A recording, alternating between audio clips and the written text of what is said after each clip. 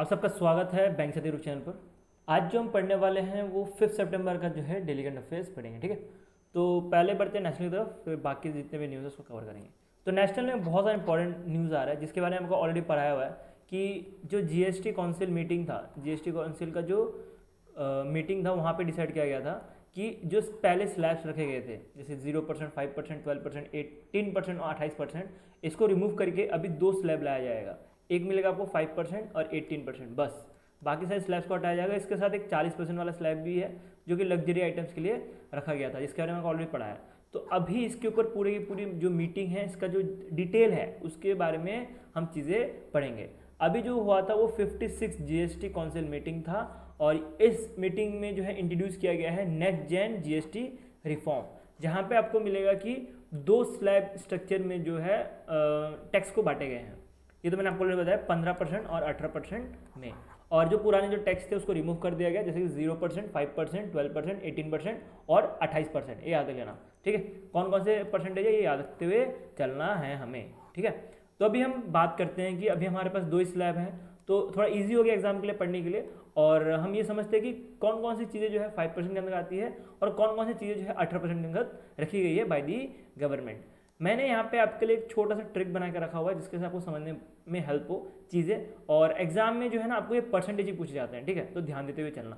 पहले तो मैं आपको इस टेबल में लेके जाना चाहूँगा, जो ये टेबल जो रिलीज़ किया गया है बाय द गवर्नमेंट। यहाँ पे क्या क्या चीज़ें हैं, जैसे कि डेली एसेंशियल हो गया, जैसे हेयर ऑयल हो गया, शैम्पू, टॉयलेट सोप, बार, टूथपेस्ट, ब्रश, शेविंग क्रीम, ये सब जो था ये पहले जो परसेंटेज था वो 18% मिलेगा और अभी के टाइम पे जो परसेंटेज मिलेगा वो 5% मिलेगा। मतलब 18 से डिक्रीज करके 5% कर दिया गया है और इसकी वजह से जो प्राइजेस हैं वो भी कम होंगे सामान के। अगर हम इसको ट्रिक फॉर्म में पढ़े, जो मैंने आपको ट्रिक बना के दिया है, यहाँ पे आप देख सकते हो बाथरूम किट नाउ एट 5%। तो जितने भी बाथरूम किट के अगर आपको मिल गए कहीं भी अगर आपको एग्जाम में बाथरूम किट के बारे में क्वेश्चन पूछा गया, जैसे टूथब्रश हो गया, शेविंग क्रीम होगी, तो वहाँ पे अगर 5% अगर टैक्स स्लैब होगा ऑप्शन में तो उसको लगा के आ जाना, ठीक है। तो ये एक लाइन मैंने प्रोवाइड करके रखा हुआ है जिससे आप पढ़ के समझ सकते हो। यहाँ पे मैंने दे के भी रखा है कि hair oil, shampoo, toothpaste, soap, brush, shaving cream, ये सारी चीज़ें आएंगी। इसके बाद जो बाकी चीज़ें आप यहाँ से कर सकते हो, अगर कुछ रह गया होगा तो, ठीक है, इमेज के थ्रू पढ़ लेना। इसमें जो पहले जो रेट रखी गई थी, ये जो आपको दिख रहा है ये 18%, ये ओल्ड टैक्स है और जो 5% दिख रहा है ये आपको न्यू टैक्स मिलने वाला है, ठीक है। तो हमें क्या याद रखना, ज़्यादा ट्राई करना जो नया टैक्स है उसको याद रखना, पुराना टैक्स भी याद रखना, लेकिन इंपॉर्टेंट कौन सा है, नया टैक्स इंपॉर्टेंट है, ठीक है। ये आपको पूछा जाएगा ज़्यादा से ज़्यादा। नेक्स्ट आपको मिलेगा कि नेक्स्ट जो है हम ले लेते हैं एग्रीकल्चर का, ठीक है। तो एग्रीकल्चर में ट्रैक्टर और फिर जो डीप इरीगेशन सिस्टम है उसमें पहले 12% था और अब जो है 5% है। इसको कैसे याद रखना है, इसको याद रखने के लिए आपको क्या करना है, फ्रॉम फील्ड टू किचन, मतलब फील्ड से किचन तक जो है सब में 5% जो है इंटरेस्ट रेट लगा है। अगर हम बात करें एग्रीकल्चर, इसके बाद नीचे आपको एक किचन भी मिलने वाला है, ठीक है। तो इसके बाद आपको किचन ही मिलेगा। तो एग्रीकल्चर जैसे मैंने बताया ट्रैक्टर, उसके साथ जो एग्रीकल्चर का जो प्रोडक्ट है, ठीक है, जो डीप इरीगेशन सिस्टम है, वहाँ पे पहले 12% था, अब उसको घटा के जो है 5% कर दिया गया है। फिर उसके बाद बात है किचन के आइटम, जैसे कि बटर हो गया, घी हो गया, डेयरी हो गया, पेस्टिसाइड्स हो गए, नमकीन होगी, ठीक है। उसके साथ न्यूट्रिशन आइटम्स हो गए। तो ये सब में पहले जो लगता था 18% लगता था, अब इसको 18% गिरा के 5% कर दिया गया है, ठीक है।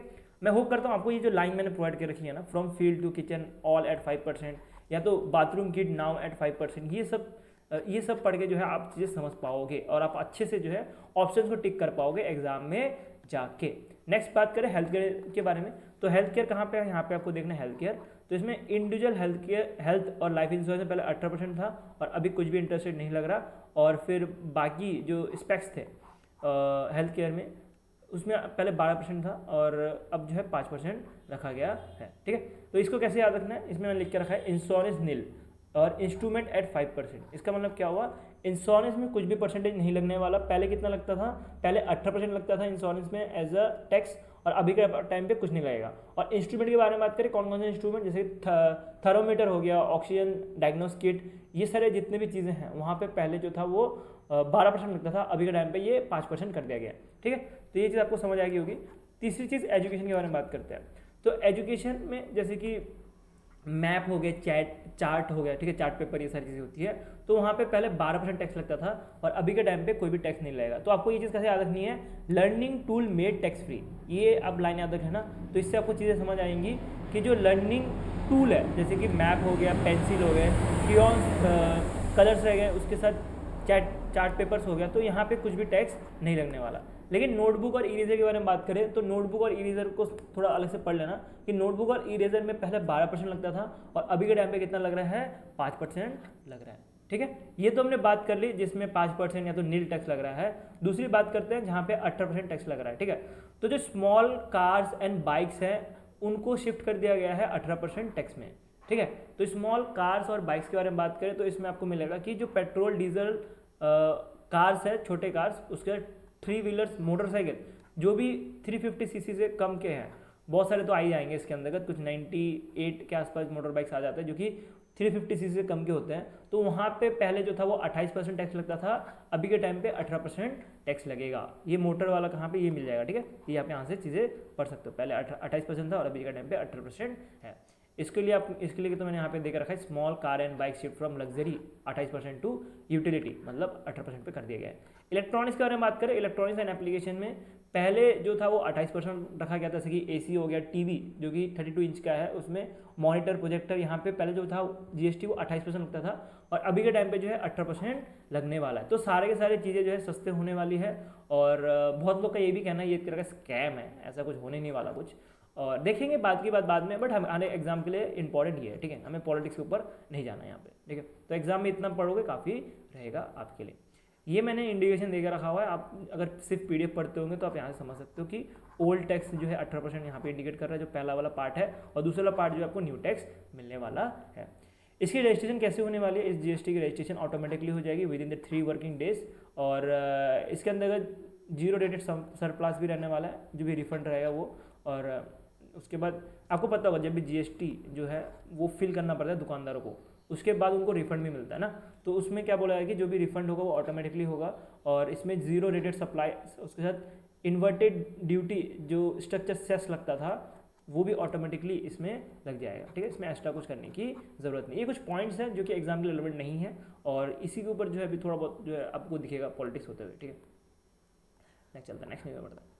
नेक्स्ट आ रहा है डिपार्टमेंट ऑफ फाइनेंशियल सर्विस, जो कि अंडर आता है मिनिस्ट्री ऑफ फाइनेंस के। इन्होंने मिलके जो national payment corporation of India जो यूपीआई जो ऑपरेट करता है, तो दोनों के दोनों मिलके क्या किए हैं, एक अनाउंसमेंट की गई है कि यूपीआई का जो मंथली ट्रांजेक्शन है वो 20 मिलियन क्रॉस कर गया for the first time in अगस्त 2025। ठीक है, तो आपको पता होगा यूपीआई का जो ट्रांजेक्शन का लिमिट है वो हर महीने निकालते रहता है। ठीक है, लेकिन इस बार इंपॉर्टेंट इसलिए बन जाता है, मैं कभी आपको नहीं बोलता कि यूपीआई का ट्रांजेक्शन पढ़ो, बाकी चीज़ें आपको पढ़ाते होंगे, जो भी है अब चीज़ें मैं उसमें नहीं जा रहा।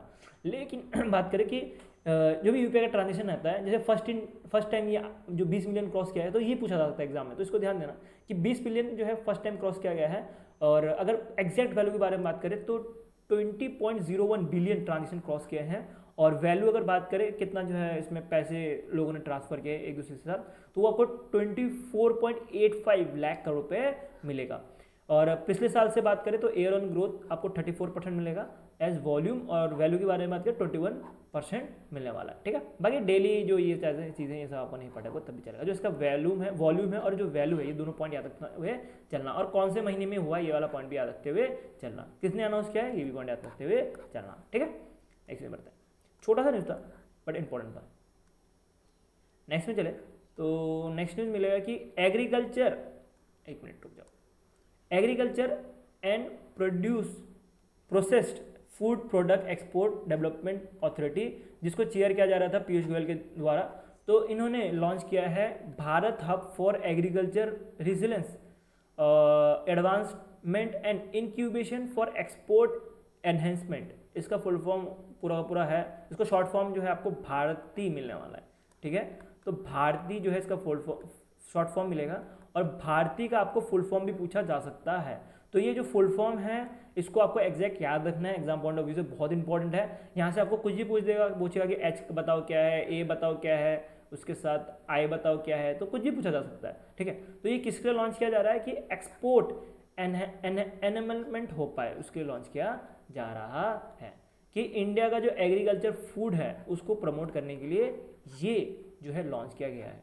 ठीक है, क्या काम रहने वाला है इसके अंतर्गत, इसके अंतर्गत रहेगा कि 100 जो एग्री फूड और एग्री टेक स्टार्टअप्स हैं उनको बढ़ावा दिया जाए और वो जो है एक्सपोर्ट करें। उनको जो है एक्सपोर्ट करने के लिए टोटल 50 बिलियन दिया जाएगा 2030 तक। कब तक? 2030 तक जो है 50 बिलियन देने का काम करेंगी ये भारतीय के अंदर, ठीक है। उसके साथ ही बात करें कि कैसे जो है इसका प्रोसेस होने वाला है, ये ऑनलाइन एप्लीकेशन के थ्रू जो है प्रोसेस रहेगा इसका, इसके बारे में हम आगे कवर करते हैं, ठीक है। ये थोड़ा एक्स्ट्रा लाइन यहाँ पे ऐड हो गया, इसको स्किप कर दो अभी। तो अभी के टाइम पे इसको पायलट बेस पे चलाया जाएगा और 2 सितंबर 2025 में इसको लॉन्च किया गया था और पायलट के बेस में यहीं से चालू हो गया हुआ है। तो कोई भी स्टार्टअप अगर अपना एप्लीकेशन देना चाहते हैं तो वो दे सकते हैं। जो ये पोर्टल है यहाँ पे, जो agriculture and proceed food product export authority of India का जो भी ये रहने वाला है पोर्टल, यहाँ पे जाके अपना एप्लीकेशन दे सकते हैं। एप्लीकेशन देने के बाद क्या होगा, इनको जो है फंडिंग, मेंटरशिप, ये सारी चीज़ें दी जाएंगी। इवन मार्केट का एक्सप्लोजर भी दिया जाएगा, कैसे जो है इनका जो भी प्रोडक्ट है, एग्रीकल्चर प्रोडक्ट है, वो एक्सपोर्ट किया जाए। इसमें टोटल 3 महीना लंबा ट्रेनिंग रहने वाला है, जिसमें product development, export readiness, compliance, कैसे जो है गवर्नमेंट के कंपाइलेंस रहते हैं एक्सपोर्ट के लिए, मार्केट एक्सेस, ये सब देने का, ये सब सिखाने का काम रहने वाला है। बहुत सारा इंपॉर्टेंट न्यूज़ है, एक भी चीज़ें यहाँ पे स्किप मत करना। इसके साथ एक और चीज़ ध्यान देना कि जो ये APEDA था, इन्होंने पार्टनर किया था IIT, NIT, state agriculture board, agriculture universities, ये सब के साथ भी, ठीक है। तो ये इतना इंपॉर्टेंट है नहीं, बट आपके लिए जो इंपॉर्टेंट है मैंने आपको ऊपर पढ़वा दिया, ठीक है। और इसमें वैसे आपको NIT और जो NIT और IIT लिखा पड़ा है, ये थोड़ा याद करके हुए चलना, ठीक है। ये भी पार्टनर है। नेक्स्ट चलता है, नेक्स्ट में बढ़े तो CA के बारे में तो पता ही होगा आपको, सिटीजन अमेंडमेंट एक्ट 2019 के बारे में। तो इसका जो डेडलाइन है वो एक्सटेंड कर दिया गया है by ministry of home affairs ने, ठीक है। तो मिनिस्ट्री ऑफ होम अफेयर्स ने जो कट ऑफ डेट था पहले CAA का, उसको एक्सटेंड कर दिया गया। पहले जो था वो दिसंबर 31 2024 था, उसको पहले जो था वो 31 दिसंबर 2014 था, अब उसको बढ़ा के 31 दिसंबर 2024 कर दिया गया है। अगर CA के बारे में बात करें तो CAA जो भी इंडियन सिटीजन जो डिफरेंट कंट्रीज में रहते हैं, जैसे कि अफगानिस्तान, बांग्लादेश और पाकिस्तान, 3 तरह के आपको याद रखना है कंट्रीज, ठीक है। यहाँ पे जो नॉन मुस्लिम माइनॉरिटीज़ रहती हैं उनको इंडियन सिटीजनशिप देने की बात करता है गवर्नमेंट अंडर दी CAA। पहले जो डेडलाइन था वो 31 अगस्त 2014 था, मतलब इससे पहले जो भी इंडिया में रह रहे हैं, जो मुस्लिम हो, सिख हो, बुद्धिस्ट हो, जैन हो, क्रिश्चियन हो, पारसी हो, तो वो अगर इंडिया में रह रहे हैं 31 दिसंबर 2014 से पहले, अब वो किस तरह से भी आए हो, इलीगली आए हो, माइग्रेंट होके आए हो, किस तरह से भी आए हो, गवर्नमेंट को कुछ फर्क नहीं पड़ता उससे, उनको जो है इंडियन सिटीजनशिप दी जाएंगी अंडर दी CAA। अब इसका डेडलाइन बढ़ा के 31 दिसंबर 2024 कर दिया गया, मतलब 31 दिसंबर 2024 के बाद, 24 से पहले जो भी एंट्री किए होंगे उनको जो है इंडियन सिटीजनशिप दे दी जाएंगी, ठीक है। देखो यार, मेरा यहाँ पे क्या पॉइंट ऑफ व्यू से मैं थोड़ा सा आपको बता देता हूँ, ठीक है। अभी इन्होंने ये डेडलाइन दिया गया है, ठीक है। अब फ्यूचर में क्या पता ये डेडलाइन और भी बढ़ सकता है, यही सोच के जो बाकी सारे माइग्रेंट जो भी रहेंगे, जो श्रीलंका में रह रहे हो, श्रीलंका तो इसमें इंक्लूड नहीं है, जो बांग्लादेश में रह रहे हो, जो अफगानिस्तान में रह रहे हो, वो भी इंडिया में आके बस जाए, क्या पता, ठीक है। जैसे आपने एक वीडियो देखा होगा कि जो एक रशिया की एक औरत थी जो कहीं जंगल में रह रही थी साउथ इंडिया के, ठीक है। तो वो कुछ, मतलब मुझे एग्जैक्ट डेट तो अभी याद नहीं, 5 साल से वो इंडिया में रह रही थी। अगर इन्होंने भी कुछ ऐसा कर लिया, 5 साल 10 साल इंडिया में रह लिया छुप के, उसके बाद ऐसा कुछ मिनिस्टर ने लॉन्च करके दे दिया, तो वो तो फिर इंडियन सिटीजन मिल जाएगा ना उनको। तो वो एक मेरे ख्याल से एक खराब स्टेप है जो कि गवर्नमेंट ने उठाया, बट हमारे एग्जाम के लिए कुछ पॉइंट है नहीं, बस मैं अपना जो भी पॉइंट ऑफ व्यू है वो शेयर कर रहा था, ठीक है। तो ये जो है इंपॉर्टेंट एग्जाम के लिए इसको ध्यान देते हुए चलना है आपको, ठीक है। नेक्स्ट चलता है, नेक्स्ट समझे तो एलिजिबिलिटी एक्सटेंशन, ये तो मैंने आपको यहाँ पे दे दिया हुआ है। इसके साथ ही जो डॉक्यूमेंट कुछ बताया गया है कि इनको कुछ भी वीज़ा और फिर पासपोर्ट की ज़रूरत नहीं है वैलिड, और नहीं होगा तब भी जो है ये जो है CA के अंतर्गत इंडियन सिटीजन मिल जाएंगी, ठीक है। अगर इनका एक्सपायर हो गया हो पासपोर्ट जो भी है, तब भी जो है इनको मिलने वाली है, ठीक है। एक छोटा सा न्यूज़ था बट इंपॉर्टेंट न्यूज़ था, ठीक है। तो इसका डेडलाइन जो है वो इंपॉर्टेंट था। बाकी अगर आपने न्यूज़ पढ़ा होगा तो आपको ये सारी चीज़ें तो पहले से ही पता होंगी।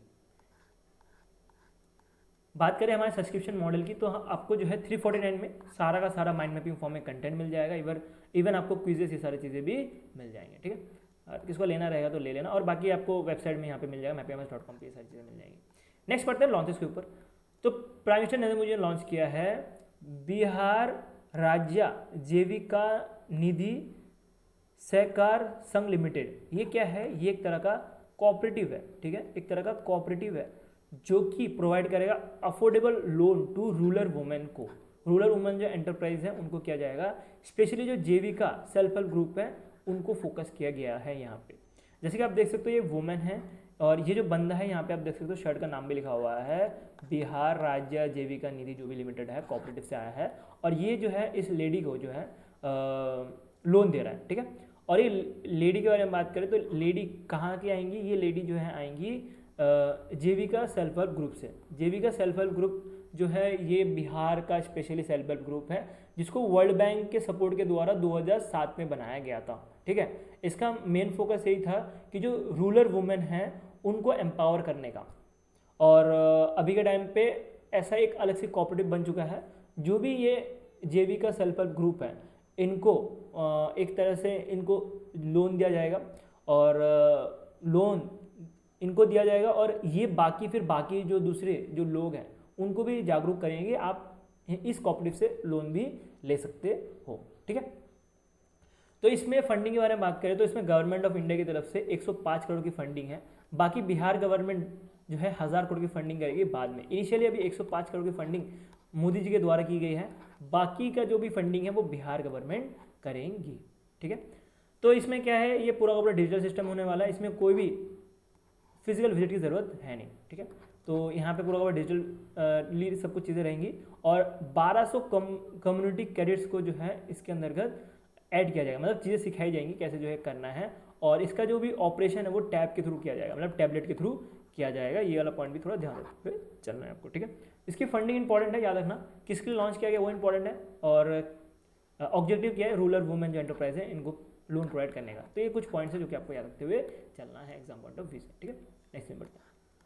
तो नेक्स्ट न्यूज़ मिलेगा आपको कि बैंक ऑफ बड़ौदा ने लॉन्च किया है बॉब डीजी उद्यम, ठीक है। तो उद्यम से आपको एमएसएमई थोड़ा बहुत याद आना चाहिए, ठीक है। पर एमएसएमई के बारे में बात करें तो एमएसएमई में बैंक क्या देते रहता है, ज़्यादा से ज़्यादा लोन देते रहता है। तो ये वही चीज़ होने वाली है कि बीओबी जो है वो लोन देने वाली है एमएसएमई को, जो कि कोलैटरल फ्री रहेगा। इसमें कोई भी आपको कोलैटरल देने की ज़रूरत नहीं, जो एमएसएमई है, ठीक है। एमएसएमई नहीं, सॉरी एमएसई है, जो माइक्रो एंड स्मॉल एंटरप्राइज है उनके लिए लॉन्च किया गया है कि इनको कोई भी कोलैटरल देने की ज़रूरत नहीं है। इनका जो भी कोलैटरल है वो कवर्ड होगा under the credit guarantee fund trust for MSE के अंतर्गत। इसके बारे में मैंने आपको ऑलरेडी स्कीम वाले पीडीएफ में पढ़ा हुआ है, ठीक है। तो इसमें क्या रहता है कि इसमें गवर्नमेंट ट्राई करती है कि जो भी एमएसई है या एमएसएमई है उनको जो है कोलैटरल जो है कोलैटरल फ्री लोन दिया जाए। तो ये बॉब के अंदर का तो जो है कोलैटरल नहीं देना, लेकिन जो CGTMSE है ये जो है वो पूरा का पूरा जो कोलैटरल वाला सिस्टम है वो कवर करेगा। मतलब जो भी कोलैटरल देना रहेगा बैंक को वो MSE नहीं देगा, बल्कि गवर्नमेंट की स्कीम के अंतर्गत गवर्नमेंट देने का काम करेंगी। टोटल लोन अमाउंट जो है ले सकता है कोई पर्सन 10 लाख से 50 लाख तक, 1 साल का इसका टर्नओवर रहने वाला है, ठीक है। और इसमें CC और फिर जो OD है वो फैसिलिटी भी देने का काम रहेगा इसका, ठीक है। जैसे कि हर एक बैंक के बारे में बात करें, कोई भी बैंक लोगे तो उनका एक थर्ड पार्टी पार्टनर रहता है जो कि लोन प्रोसेस या अप्रूवल करता है। तो BOB के बारे में बात करें तो BOB का जो है तेजस जो है वो करता है लोन प्रोसेस, तो वो यही जो है लोन प्रोसेस करने वाला है। ये पूरे सिस्टम का जो बॉब डीजी उद्यम है इसका करने वाला यही है। ये चीज़ आप थोड़ा ध्यान देते हुए चलना है, ठीक है। नेक्स्ट में बढ़ते हैं। नेक्स्ट न्यूज़ आपको मिलेगा अजय कुमार जो कि अभी के टाइम पे UPSC चेयरमैन है। इन्होंने first centre of excellence launch किया है for recruitment best practice under the UPSC। तो ये एक तरह का सेंटर ऑफ एक्सीलेंस रहने वाला है जिसमें आपको मिलेगा कि ऑब्जेक्टिव क्या है इसका कि नॉलेज शेयरिंग एंड इनोवेशन हो रिक्रूटमेंट में। तो इसी के लिए जो है इसको लॉन्च किया गया। जैसे आप देख सकते हो कि इसमें बहुत सारे मेंबर बैठे हैं पड़े हैं, ठीक है। तो यहाँ पे आप देख सकते हो, मान सकते हो ये अजय कुमार जी हैं, उसके साथ बाकी सारे मेंबर्स आपको मिलेंगे। कोई स्टेट PSC से आएगा, कोई दूसरी जगह UPSC से आएगा कोई मेंबर, तो बाकी सारे जो है मिलके एक साथ मिलेंगे और अपना जो भी नॉलेज है उसको शेयर करेंगे। कैसे जो है हमें रिक्रूटमेंट प्रोसेस अच्छा होना चाहिए UPSC का, और कैसे पेपर सेट करना चाहिए, तो ये सारी चीज़ों में ये बात करने वाले हैं, ठीक है। इसके साथ ही स्टैंडर्ड ऑपरेटिंग प्रोसीजर क्या होना चाहिए, कैसे जो है SOP ये सब बननी चाहिए, तो ये सब के ऊपर बात करेंगे, ठीक है। और एक यूनिफॉर्म रिक्रूटमेंट स्टैंडर्ड होना चाहिए नेशनल वाइड में। जैसे UPSC में रहता है वैसे स्टेट गवर्नमेंट में जो भी एग्जाम्स होते हैं, जैसे स्टेट PSC रहता है वहाँ पे यूनिफाइड रिक्रूटमेंट स्टैंडर्ड होना चाहिए। तो ये सब के ऊपर ये सेंटर ऑफ एक्सीलेंस बात करने वाली है। सेंटर ऑफ एक्सलेंस के बारे में आपको ऑलरेडी पता होगा। सेंटर ऑफ एक्सलेंस क्यों बनाया जाता है? इनका काम होता है स्पेसिफिक चीज़ों के लिए ही काम करना। जैसे कि ये जो सेंटर ऑफ एक्सलेंस बनाया जा रहा है, इसका काम रहेगा सिर्फ यूपीएससी का जो रिक्रूटमेंट प्रोसेस है उसके ऊपर बात करने का ही, ठीक है। नेक्स्ट चलता है, नेक्स्ट न्यूज़ में बढ़े तो मिनिस्ट्री ऑफ टेक्सटाइल ने लॉन्च किया है कपस किसान मोबाइल ऐप। ये एक तरह का डिजिटलाइज कॉटन प्रोक्योरमेंट ऐप है, जिसके अंतर्गत जो फार्मर, ये ओरिजिनल इमेज है, ठीक है, ये मैंने कुछ एआई से नहीं बनाया, ये ओरिजिनल इमेज है, जिसके अंतर्गत ऐप का आपको ये आइकन दिखने वाला है, जिसके अंतर्गत जो किसान है वो अपना जो भी कॉटन है उसको प्रोक्योरमेंट करने के लिए गवर्नमेंट को देगा, ठीक है, गवर्नमेंट को देगा। गवर्नमेंट को किसको देगा? कॉटन कॉर्पोरेशन ऑफ इंडिया को देगा, जो कि मिनिस्ट्री ऑफ टेक्सटाइल के अंतर्गत ही आती है। तो इनको जो है देगा, और गवर्नमेंट इसके बदले क्या देंगी? इनको एमएसपी देगी, मिनिमम सपोर्ट प्राइस के अंतर्गत इनसे जो भी कॉटन है प्रोक्योरमेंट किया जाएगा।